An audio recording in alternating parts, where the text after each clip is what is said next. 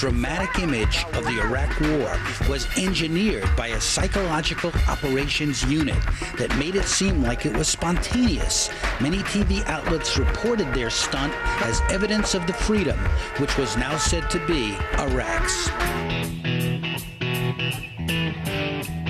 Mission accomplished, proclaimed President Bush in a scene out of the movie Top Gun.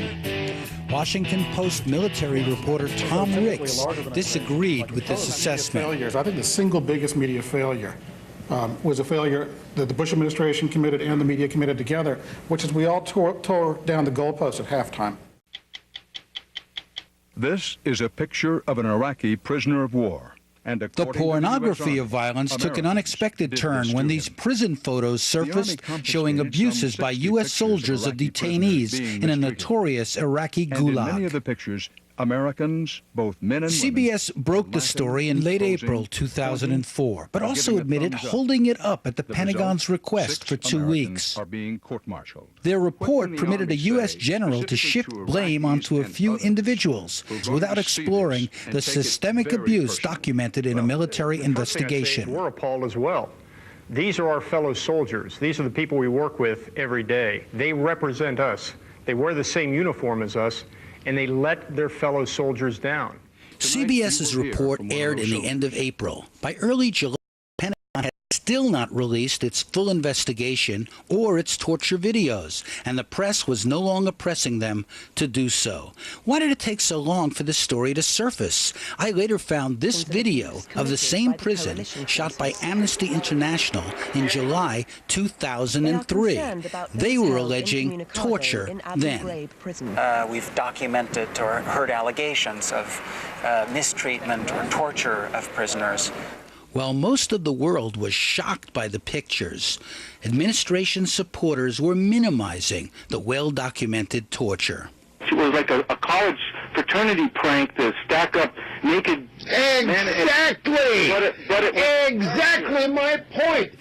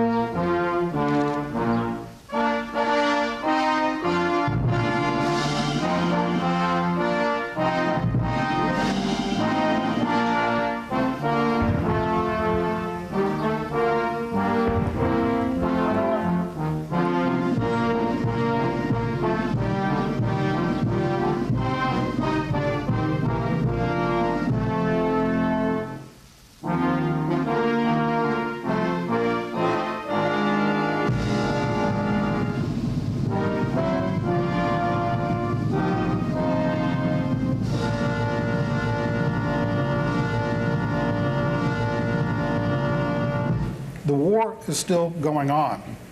Its outcome is still undetermined. The United States has not won this war.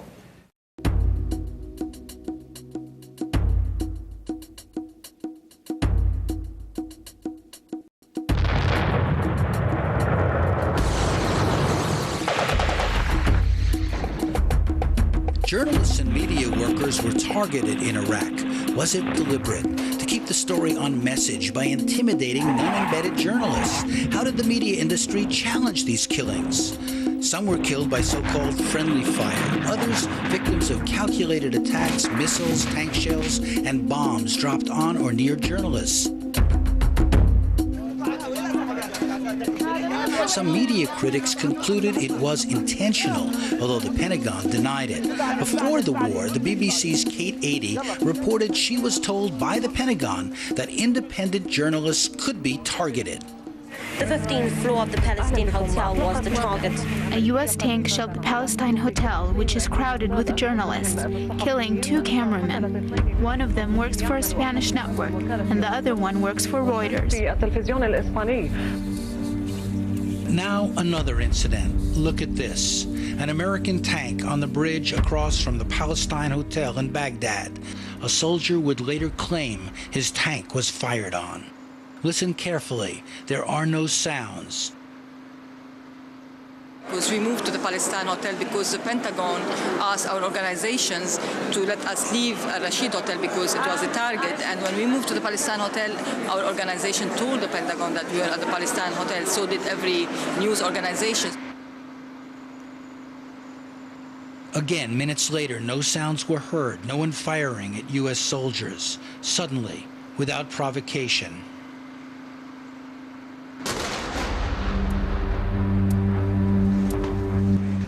Suddenly we saw an orange glow, and this is basically the tank shell that hit our office.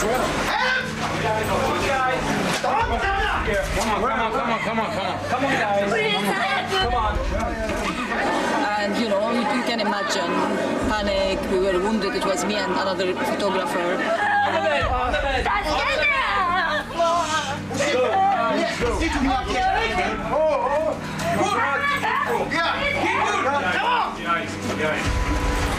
No, don't put this in. Oh my God. Are you okay?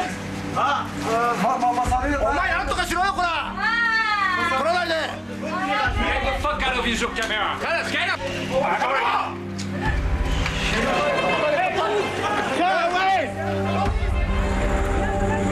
I can't imagine that they would target journalists. You know, I couldn't believe why would they targeted us. You know, what have we done to them?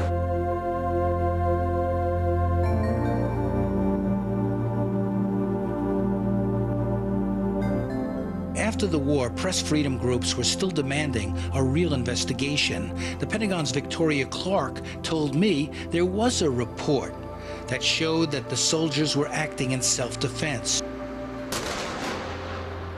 Was there any attempt to find out the facts independently or a thorough investigation? No, the Pentagon never interviewed me personally, or I don't think any of our colleagues were interviewed by the Pentagon.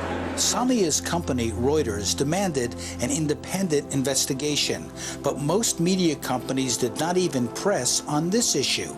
No one was held accountable. It was all passed off as an accident, the fog of war, and all that.